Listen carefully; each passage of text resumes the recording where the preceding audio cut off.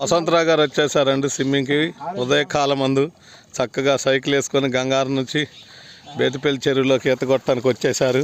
సూర్య నమస్కారం కూడా చేసుకొని అదిగో స్విమ్మింగ్కి అలా దూకేశారు. ఇక ఇప్పటి నుంచి ఒక గంట పాటు యజ్ఞంలాగా ఈతను కొట్టి కొట్టి కొట్టి 2 కిలోమీటర్లు ఈత కొడతారు చెరువులో. కొట్టి మళ్ళీ సైకిల్ వేసుకొని గంగారం వెళ్తారు. ఈ విధంగా ప్రతి ఒక్కళ్ళు కూడా ఆరోగ్యంగా ఉండేందుకు ఏదో ఒక రకమైనటువంటి శారీరక శ్రమ కంపల్సరీ చేయాలి. డాక్టర్లు కానీ ఎలాంటి వైద్యులు కానీ ఎవరైనా చెప్పేది ఏంటంటే ఈ రోజుల్లో ఉన్న పరిస్థితులను బట్టి, తినే ఆహారాన్ని బట్టి వ్యాయామం తప్ప మరో మార్గం లేదని డాక్టర్లు చేతులు ఎత్తేసారు. అదేవిధంగా ప్రతి ఒక్కళ్ళు కూడా ఉదయం పూట ఆరోగ్యంగా చక్కగా స్విమ్మింగ్ అవకాశం ఉంటే స్విమ్మింగ్ చేయండి, యోగా చేయండి, ధ్యానం చేయండి.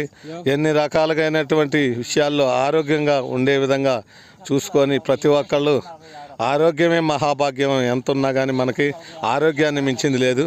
ఆరోగ్యమే ఆస్తి.